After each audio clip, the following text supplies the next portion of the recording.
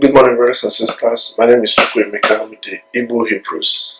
So I got a question from a young man who apparently wants to get married, and he was asking me if it's okay for him to marry a non-Igbo girl. Well, I'm not sure I am someone people should talk to for marriage advice, but when it comes to tribal relations, I had two answers for the young man. My first answer to him, whether he should marry a non-Igbo girl, was absolutely not. Period. But then, as the discussion progressed, I felt I should articulate it here, and maybe some other people might also see the point and benefit from that information.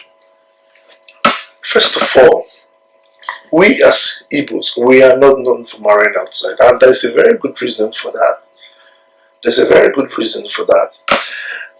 Unfortunately, some of us do not know that this is a law from the Most High. If you look at the Bible, if you look at the book of Deuteronomy chapter 7, in verse 3, it was a very clear law that the Most High gave us not to marry from outside of our tribe. If you read the book of Nehemiah chapter 10, and if you also read the book of 1 Kings chapter 11, these are clear laws for Hebrews not to marry outside of the tribe. And the reason the Most High gave that law is that when you marry foreign women, they will turn you away from your God. They will turn you away from your God. And we saw that happen to Solomon. I mean, someone as wise, as smart, as astute as Solomon, if that person can fall, who are you? But that's not even the point. A lot of Igbos do not yet believe that we are Hebrews. So even if you don't, if as an Igbo person, even if you don't believe that we are Hebrews, so even if you don't think that this law applies to you, because this young man was telling me that this girl, I think the girl is from Benin or something, I don't know, I don't care. But the thing is, he was telling me that that the girl is a nice person, good. Yes, she's a nice person because you're not yet married. Okay, one thing I've known from my experience is that before marriage, the men have a lot of advantage. Before marriage, a lot of advantage. But immediately after marriage, the advantage reduces to zero. So before you get married, you'll probably be seeing what you want to see, not reality. That's why they say love is blind or whatever. You'll probably be seeing what you want to see. When I was young, when I was growing up in Igbo communities, there were some sisters that I know that maybe the only people that came to marry them were foreigners, people that were not Igbos, maybe Yorubas or Igala, Idoma, whatever, that came to marry them. And they refused, or their parents refused, because they were keeping this law of Deuteronomy chapter 7. They were keeping the law. Eventually, some of those sisters did not end up getting married. And, some people are making fun of them. But believe you me, brothers and sisters, those sisters will have the last laugh. Because whether you know it or not, we are Hebrews and we are keeping this law. Unfortunately, today, most of our brothers and sisters are marrying different kinds of men and women. I was watching it there. I was reading a paper the other day. Even most of our people, our influential people. I mean, we are losing our influential, our wealthy and influential people to foreign wives, which you need to understand the implication of that. And I do hope I'll be able to explain it here. Let me use a very prominent example. We all know the footballer Mikel Obi, who is an Igbo man, but his wife, I think, is from Russia or Uzbekistan or whatever. Now this you need to consider the economic implication of that. If anything happens to this brother now, which I do not wish him, and I do wish him long life and everything, but if anything happens to him now, his wealth is going to Russia. This in Igbo land, there's what we call akuluono. Let your wealth get home. It's a popular Igbo saying. Bring your wealth home. This applies more so to marriage, whether you like it or not.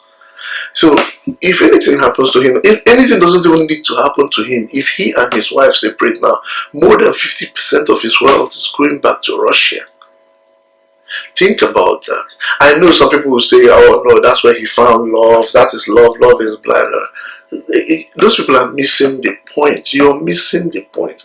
Nobody says you cannot love people from Russia. Nobody says you cannot love people from Uzbekistan, Dagestan, India, Kyrgyzstan, wherever stan you want to fall in love with. Nobody said you shouldn't fall in love with them. But you don't have to marry them. You don't have to. Marriage is a different thing. Marriage has nothing to do with love. Marriage is a business. It's a contract. It is totally different from love. You can fall in love. I was explaining to this young man, you can fall in love with as many women from Benin, Yoruba, whatever. You can fall in love as much as you like. But you don't have to marry them, because marriage has nothing to do with love. Marriage is a contract. And the only thing you need for you to get married is understanding. You don't need love to get married. What you need is understanding. If you understand someone, you get married to that person, with time the love will grow. So most times when people say, oh, we are in love, most times if you look at it, it's not even love. But I don't want to judge anybody's judgment on that. The point is, you don't need love for marriage. Marriage is not a love affair. It's a contract. It's a business. You need to be aware of that. Business is something that we Igbos are very aware of. You need to be aware of that. Our tribe, the Igbo tribe, are people that have been blessed with very beautiful, very intelligent women. And very industrious women. In fact, most times I look at most Igbo girls and I wonder, how do Igbo men remain monogamous? There are so many beautiful, intelligent, smart girls we have. So if intelligence, beauty, smart, industrious is not what you're looking for in a wife, there's probably something wrong with you. Because whatever you're looking for, we have it in Igbo land. You need to develop your self-esteem to get you one of those.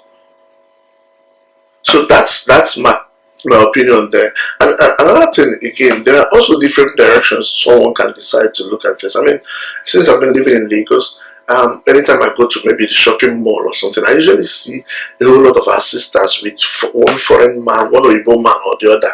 You know, they will parading the malls. I even see some of them pregnant for the white man and all those ones.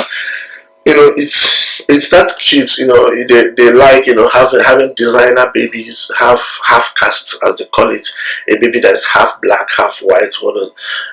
First of all, when I see these things, I feel a little bit sorry, because most of the people I've seen, most of them are actually Igbo girls ending up marrying, you know, white men for whatever reason. And I've seen Igbo men also ending up marrying, you know, foreign white women, and not only foreign, non-tribal Igbos, but foreign white people. You first of all think of the implications of that. If you come to your house and you are the only one who can speak your language in your house, then something is wrong. If you enter your house and you are the only black man or black woman in your family, something is wrong. You have completely alienated your system. We do know that we as Igbos, we live around people that don't like us very much. That's a fact. Whether you believe, accept it or not is irrelevant. Most of the tribe around us, the Yorubas, the Benin, they don't like us very much. We know that. So when you go, no matter how good the girl is, you go and marry one of them, the girl probably may not like your sister. The girl's mother may not like your brother. The girl's father definitely will not like your auntie. You know, you are already introducing hatred in your family. Whether you may think, oh, we are above that, we are Christians, nothing changes. It doesn't change. Human beings does not change like that. That's a fact. Human beings do not change like that. So for those who are actually marrying Igbo, marrying white women, you know, to have their little cute half-caste babies, oh, it's nice. Those babies are nice when they are babies. Those half-caste, they are nice when they are babies. When they grow older, they have complex personality issues that you begin to wonder why take the risk. That's number one. Number two, intermarriage between black people and white people. People need to take a very closer look at that, because you are mixing two alien DNAs. Take a look at what this professor said, brothers and sisters, in this video.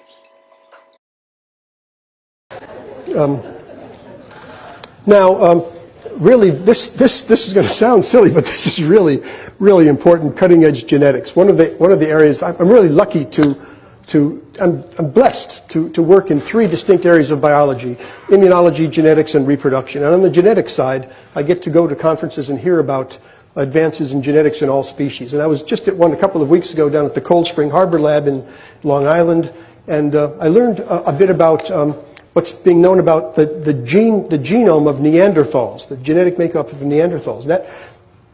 The genome sequencers, led by Svante Pabo, who works in Germany, has taken tiny little fragments of Neanderthal bones, isolated DNA, and determined the genome of the Neanderthal, and used that information to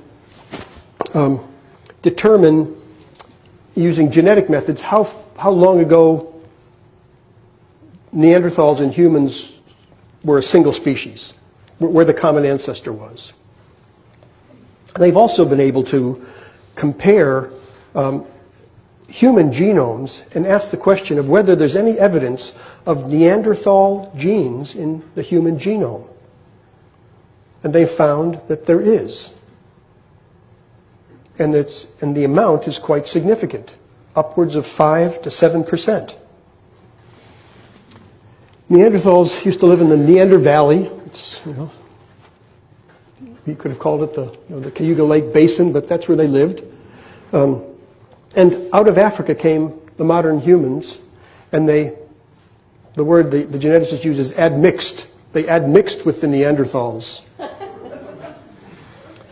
And they all used to live in caves in those days like this.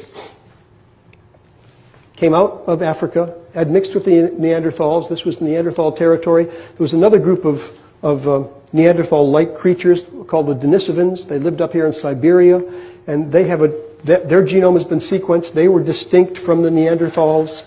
And so you can find in people of European and Asian ancestry evidence of about 7%, 5 to 10% of your genome is common with that of Neanderthals. We've been separated from them for 30,000 years or so. And in some of the tribes in Papua New Guinea and those islands out there, there's evidence for a different kind of genome, which is probably the Denisovan genome.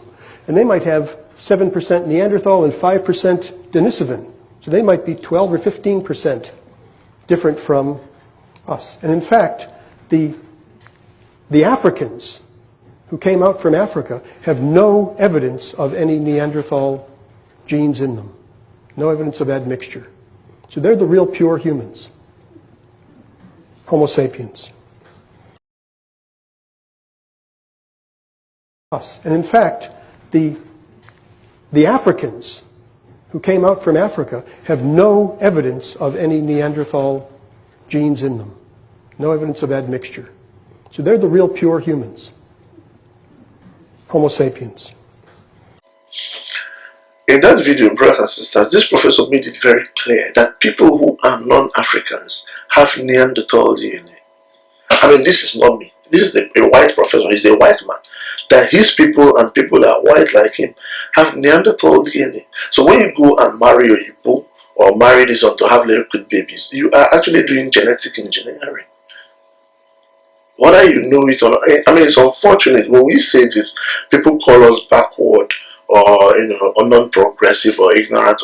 But it's actually people who do this that are actually ignorant because they don't know this fact. They ignore this fact. So another thing, brothers and sisters, is look at animals. For instance, look at the animals in the feline family, or what they call the cat family.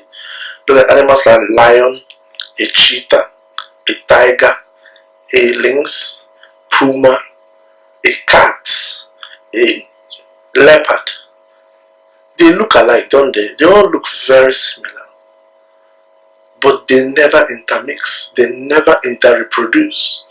You will never see a lion having sex with a puma.